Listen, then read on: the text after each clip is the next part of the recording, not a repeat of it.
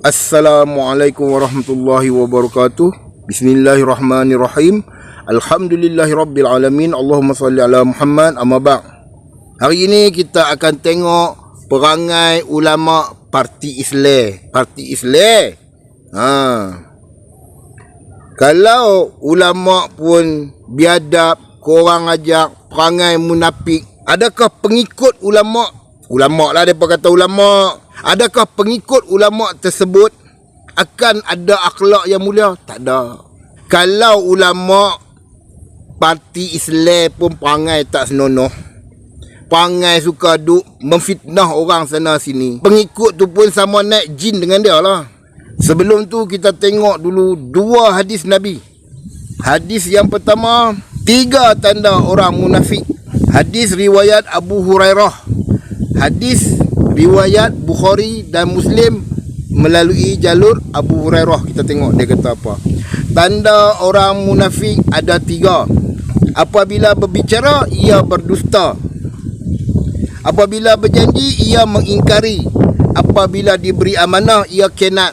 Maknanya ada satu pun dah cukup dah menunjukkan ulama parti Islam ni munafik. Okey, kita tengok hadis yang kedua. 4 tanda munafik. Hadis riwayat Abdullah bin Amr. Riwayat makna kata melalui jalur Abdullah bin Amr. Hadis riwayat Bukhari dan Muslim.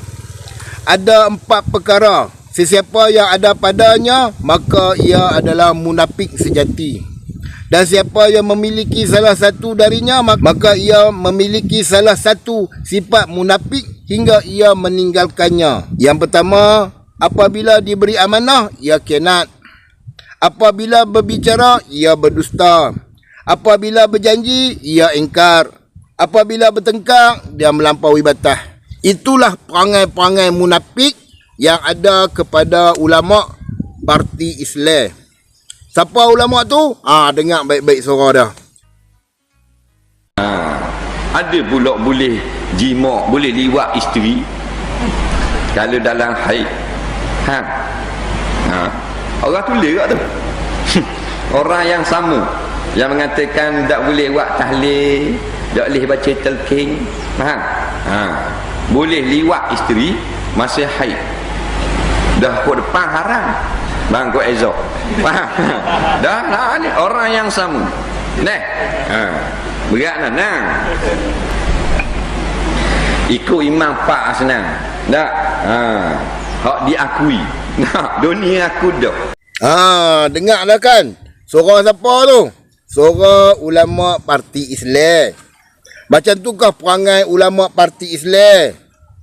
Fitnah orang sana sini. Individu yang dia masukkan pun tak cakap macam tu. Lagi adalah tak subus dia akan tanya, orang tua tu tak sebut pun nama kawan tu. Kau nak tanya apa? Siapa lagi kalau bukan individu yang dia masukkan tu? Ada orang yang dalam Malaysia ni yang tak kunut, yang tak buat tahlil, yang ada isu mengenai liwat. Ada? Kalau ada tunjuk Okey. Kepada ulama tua kutu tak sedar diri tu, nak kata ke hang lah, hidup hang ni selama hang tua ni memang itu perangai hang lah, fitnah orang sana sini. Kalau macam tu hang punya perangai, hang punya pengikut tak subes, perangai dia akan lagi teruk daripada hang.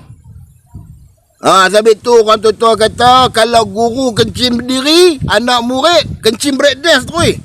Kalau hang bawa perangai suka memfitnah, cakap bohong, tak subas lagi dahsyat. Seterusnya, kita tengok video asal yang sebenar. Ada individu tersebut menyebut tentang meliwat isteri di waktu haid.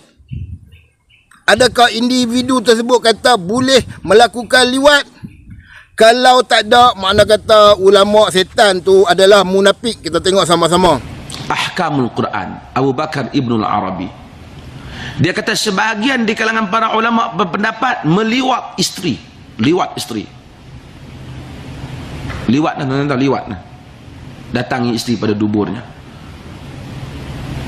Harus. Sebab apa harus? Nisa'ukum harsul lakum. Fa'tu harsakum anna syi'tum. isteri kamu adalah ladang kamu, datangilah ladang kamu macam mana yang kamu mau. Hadis kata la'ana mal'un man atamra'atuhu fi duburiha. Celaka, laknat orang yang mendatangi isteri pada duburnya. Nabi laknat. Ada saya tak apalah hadis-hadis tu, hadis-hadis lah, tapi saya nak pakai pendapat ulama. Boleh ke tuan-tuan? Boleh ke?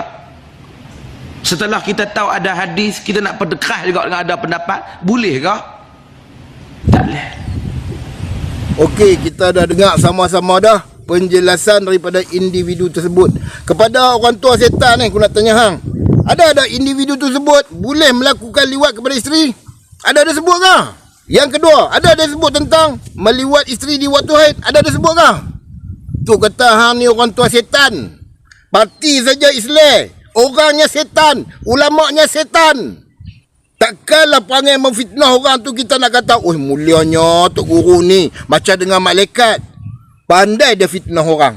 Nak kata lagu tu ke? Ha? Nak kata lagu tu? Kalau perangai tu dah setan, hati tu dah ada setan, bawa ajaran sesat yang mengkafirkan orang sana sini, hati tetap hitam lah. Kalau seseorang tu hati dia bersih, jujur, dia tak fitnah orang. Okey, kita tengok bukti yang terakhir. Ni kepada ulama setan tu. Kita tengok sama-sama. Dosa duk kata kat orang lah. Hang tengok sendiri parti Islam macam mana. Tengok betul-betul. Masuk surat abad Cina pula tu, taubat malu kat orang lah. Memang betul-betul memalukan. Masuk surat abad Cina, nampak tu.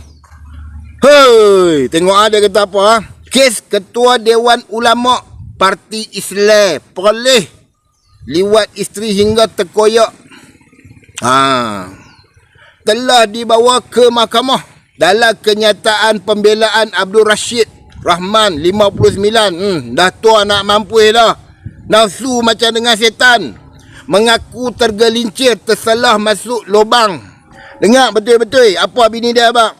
Bagaimanapun isterinya berkata suaminya meliwat hampir setiap hari. Dan jika tidak dilayan dia akan diterajang. Nikah akhlak parti Islam? Inikah akhlak parti Islam? Oh, orang lu kafir, orang ni kafir. Ni parti Islam ni. Islam lah sangat. Ni apa cerita ni? Setiap hari pula tu. Tak bagi terajang. Kepada ulama setan parti Islam tu, aku nak katalah kat hang. Lain kali, kalau nak kata kat orang, beli cermin besar, buh dalam rumah baru sembang. Adakah parti Islam ni perangai tak senonoh? Suka buat kerja-kerja kotak macam ni. Ini kira mulia lagi ni. Sebenarnya ada yang lagi kotak pada ni. Esok pula kita bubuh hal lagi sempoi punya. Aku pun tak tahu lah apa nak jadi dalam Malaysia ni. Parti Islam perangai macam ni. Ada ulama suka memfitnah.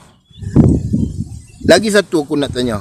Adakah ulama-ulama parti Islam ni, hati ulama-ulama mereka kotak, hitam, tak boleh nak dibasuh, tak tahu jaga mulut, ada mulut fitnah orang, tak tahu nak jaga perangai tak senonoh. Aku paling bengang tengok, tak bagi dia buat penerajang. Memang kurang ajar lah ulama parti Islam ni. Sekian, Assalamualaikum.